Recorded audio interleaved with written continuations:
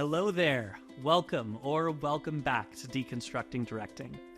This marks the final scene of Act 1, Defining Directing, where we have been exploring a new paradigm for the work of directing, represented by the acronym FLAME. Facilitation/translation, leadership, artistic insight and taste, management, and finally, education/mentorship. If this is your first encounter with Deconstructing Directing, you can learn more about it either in the video description if you're watching this directly on YouTube, or via the library tab if you're watching this on our website. Along with this video, there are links to the PDF transcript and the podcast version of this content below, along with a few worksheets and other resources that you might find helpful in your journey as a director. So, let's stoke this flame one last time and talk about education and mentorship as they apply to the role of a director. I said in a previous scene that one of the reasons I love directing is because I'm positioned to support every other artist involved in a project, and seeing others realize their potential is perhaps one of my greatest joys in life. I recognize that this is not why everyone gets into directing, and that's okay, but if the last 30 years of working in theater have taught me anything, it's that effective collaboration requires an investment in the success of every member of the team, not just those in leadership roles. After all, if someone doesn't think that their success matters to the team, they are not going to be invested, and the seed of resentment often starts to sprout. One of the things I tell every cast and crew I work with is that I want each one of them to feel proud of their own work and to feel proud of our collective work. Hopefully, each of you listening to this would want something similar for every team you work with. It's that desire that prompted me to highlight education and mentorship as the fifth and final aspect of the FLAME paradigm for the work of directing. Let's start by addressing the fact that education and mentorship are not the same thing, but they do have a similar goal: edification and growth of the one being educated or mentored.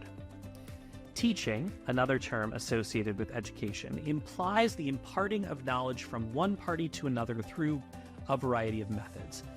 Mentorship, on the other hand, can be less directional or transactional than teaching can be. Mentors don't even need to be subject matter experts in many situations because it's more about being a supportive resource than imparting specific knowledge. So for this scene, we're going to take them one at a time, looking at directing as educating and then looking at directing as mentoring. Before we explore these elements specifically, however, I want to address a common issue that I've seen and experienced in the past as both an actor and as a director. Namely, how do you approach this aspect of directing if you are less experienced as a director? If you've ever been in a situation where someone with demonstrably less expertise than you told you how to do your job, then you know how big of an issue it can be. It's important to remember that while education and mentorship are part of a director's role, sometimes it's more effective to view our role as needing to be educated and mentored by those around us more than doing the educating or mentoring ourselves. Many folks seem to believe that when you're in a position at the top of a hierarchy, or the center of a wheel, to use our analogy from earlier in this act, it's important that you don't show any weakness, or else others will not trust you to lead. This is not borne out by my experience. Of course, if every time a decision needs to be made, the person responsible for making it defers the decision to someone else or refuses to make it, a lack of faith by others might seem a reasonable response. But admitting when you don't know something isn't a sign of weakness, especially when it is paired with a stated goal and ensuing action to rectify the lack of knowledge or understanding.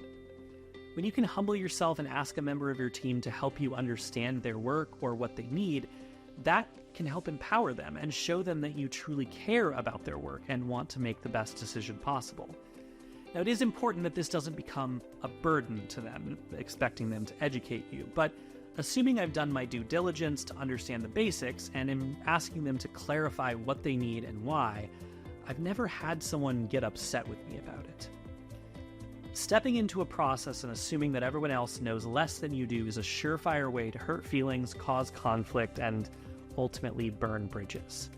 Education and mentorship work both ways, and it is possible to be in charge and admit to those you are in charge of that you don't fully know what they do or need. In fact, it's an example of strong leadership when done well. All right, so let's move on to talking about education. In upstream theater spaces, and educational theater spaces especially, it's often the case that the director has a lot more experience in theater than those they are directing.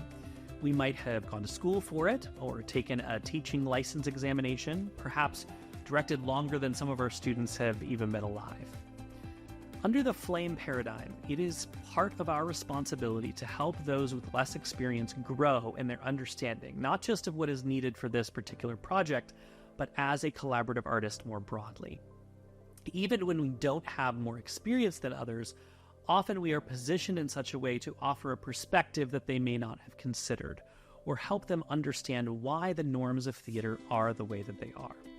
If you think back to our SCUDS acronym from talking about facilitation in Scene 2, the U in that acronym stood for utility, or helping others understand why a choice is being made. This is an example of education, even as it serves to help with facilitating interpersonal relationships. In this sense, educating requires a level of confidence on the part of the director as to what information they are sharing. If the director isn't confident about why something is done a particular way, then it's our job to figure that out and share what we have learned. Or, alternatively, to confirm that there isn't a good reason and then share that information as well, perhaps as we modify our practices together. Now, there are a multitude of different theories and practices around education, and if we were to go into all of them today, this scene would be weeks long in and of itself. So, today, I just want to introduce you to an approach to learning that is typically called adult learning theory, or andragogy. But my experience, and a growing body of research, suggests that these principles are actually applicable to learners of all ages. Originally developed by Malcolm Knowles in the 1960s, adult learning theory has 4 key principles. First, learners want and need to be involved in the planning and evaluation of their instruction. Second, learners bring diverse life experiences that should be accounted for in the learning process. Third, learning is best when it's problem-centered. And fourth, that learners are most interested in learning things that have immediate relevance to their lives. Now, if that last point sounded like our discussion of utility in the scene about facilitation, good ear. So, how do we apply this as directors who want to help our teams grow, especially in educational theater spaces? Well, first, we need to ask them what they want to learn. In the educational world, we call this a learning objective. And asking your team, especially when they are students, to identify one or more things they want to learn or get better at during a production process can be a powerful tool. Since they are the ones selecting their goal, they're more likely to be motivated to pursue it. And then we as directors can look for opportunities to help pass along knowledge that we feel will be helpful. Second, we need to be prepared that no two people are starting from exactly the same place or need exactly the same knowledge to learn the same thing. And last, we need to remember to be explicit about why we are asking them to do something or passing along particular knowledge. Because I said so has never been and will never be an effective tool for teaching any skill other than unconditional obedience, which is not an effective skill to teach someone that needs to learn to work in a collaborative environment. Now, you may have noticed that I kind of skipped the application of problem-based learning, and that's because when learning is tied to a particular theatrical project, it's already problem-based. Below, you'll find a worksheet that covers those 4 principles and a worksheet to help you structure a team member's personal learning goals that helps you outline how you as a director might be able to help them reach their goals. Now, keep in mind that in the context of a theatrical project, our role as an educator or mentor is only one of 5 aspects of our job. So don't be too hard on yourself if you can't create and maintain individualized learning plans for every single participant. Often I'll group them by similar goals or identify the folks who need the most amount of learning support throughout the process and assign others mentors within the cast and crew, which is a great segue to talk about mentorship. This can look a lot like education, but is often less formal and far more of what you will likely experience as a director in non-educational spaces. We're not teaching basic knowledge anymore, but instead trying to help support each member of our team in leveling up their own skills and perspectives throughout the process. Like with education, encouraging those we work with to set their own goals for the production can be helpful. But in a mentorship dynamic, we're not taking the responsibility for directly teaching them those skills, but instead providing support as they pursue that goal themselves. There are many ways to approach mentorship, and crucially, it's important to recognize that we don't have to be subject matter experts to support someone. If my sound designer says that their level up goal is to learn more about the soundboard we use and how to EQ more efficiently, I would be absolutely no help to them as an educator, but I could still be a very effective mentor. So let's break down how. First, I need to listen. That usually starts by asking a question like, why is this an important goal for you? And listening to their response. I might have follow-up questions as well. Asking them to explain the concept to someone who's less familiar with it can be an effective way to help them think through the issue on their own. I might ask what resources they need to help them. Perhaps I know someone who could give them the subject matter expertise or have written resources to share, but perhaps not. And it's entirely possible that they know exactly what they need, but don't have an easy way to get it. So we can come alongside them and work together to try and find the resources that they need. I can check in with them regularly to see how they are progressing toward their goal, to provide encouragement, and to celebrate any successes they experience along the way.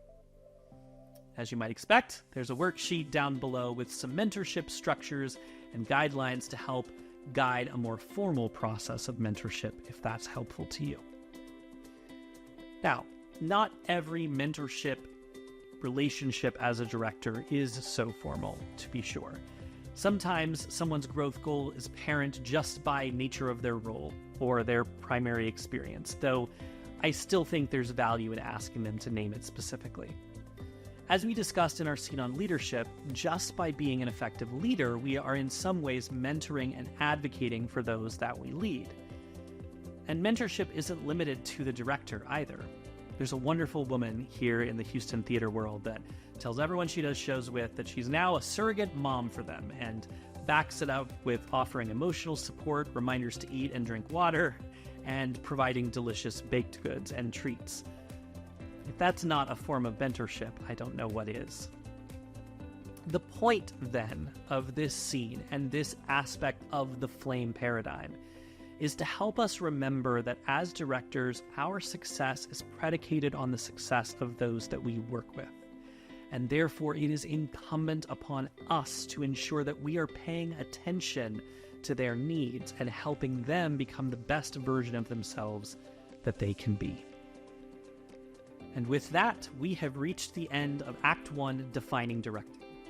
5 aspects of our work as directors, broken out and broken down, to help us fully and explicitly define our roles instead of relying on assumptions.